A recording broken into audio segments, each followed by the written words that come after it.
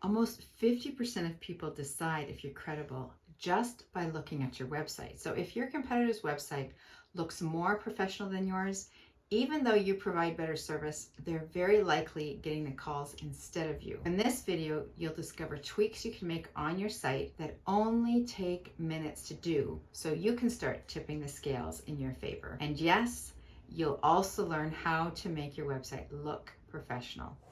Coming up, you'll learn what really makes a website look more professional instead of amateur and why it matters more than you think. The most common website mistake that is causing people to abandon your site, and 5 simple changes you can make today to build more trust and get more people reaching out to you for a quote. Have you ever walked into a restaurant and been handed a menu that's sticky, it's faded, and maybe even has a typo or two? You haven't even seen the food yet, but your brain's already thinking, maybe we should go somewhere else. We'll probably find hair in the food, or worse, get food poisoning. That is exactly what's happening when someone lands on a home service website that looks outdated or unprofessional. They haven't met you yet, they haven't even seen your work, but they're already uneasy. And they're more likely to abandon your site and go to a competitor. That first impression matters. So let's talk about what actually makes a website look professional and how to make a few small changes that make a big difference. Don't write, "Welcome to our site," or "We're the best landscapers in town." Pull a specific line from a real Google review and make that your headline. But a warning here, skip the vague ones. "Joe and his team are amazing" is great for your ego, but your customers do not care about that. They care about real results. So look for a line that addresses things they care about, like professionalism, honesty, and amazing work. So this is a really good example of using a testimonial from a Google review as a headline on your website. Now, one thing I do want to say is if you do choose to use a Google review, you should get consent from the person who provided the review to put it on your website so that there aren't going to be any legal implications from using their testimonial. So what I like about this particular one is that Angela talks about using their pest control service for years. So that's already proof of longevity, that a customer is really happy using the services, that they use them over and over. And the fact that the technician acts on their concerns makes their life easier when problems show up. That's important because that's what many people want, especially when they have a pest control issue. They want their life to be made easier because they're stressing about this pest control issue. The fact she would recommend them without hesitation is another excellent testimonial because it means that she trusts them so much she's willing to tell people she loves, like her friends and family, about it. So again, great example here of using a testimonial as a headline.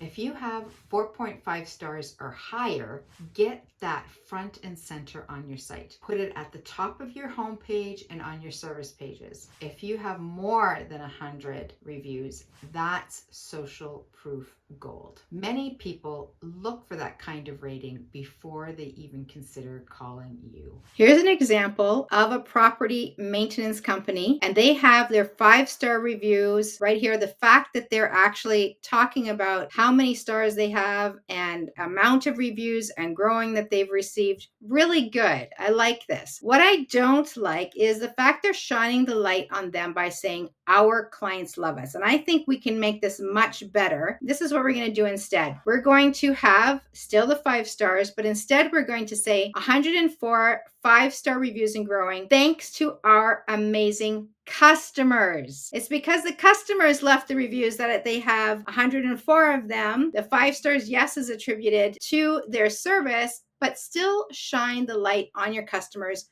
not on you.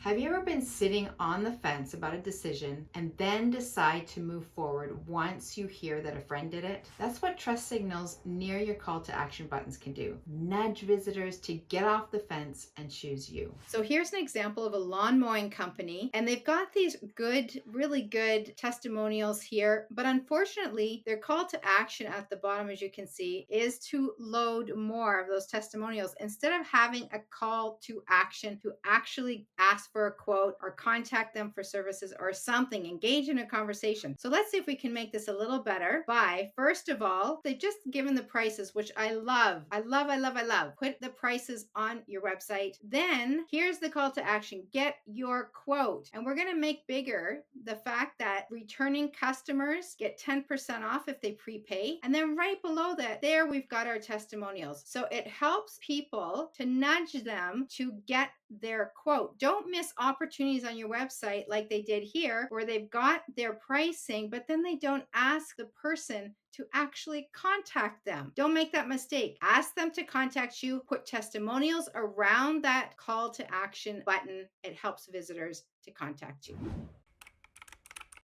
I see this a lot. Logos of professional designations without explaining what this actually means to your visitor. Why should they care that you have a designation? Don't just stick a logo on your site and assume people know what it means. So here's an example of a company, and they have their designation here and here, and this is really good. But what I like a lot is the fact that they explain what this actually means to the visitor. Do not just stick up a logo and assume that your visitor understands what it means. Not only do they not understand, they don't know what the relevance of knowing that you have this certification. Why should they care that you have it? So if you can give some kind of explanation about what this award or this designation or this certification means, how it's going to help make their life easier, how it's going to help them to get better service from you, get their problems solved, explain what these designations and certifications and awards actually mean. Why should your visitor care?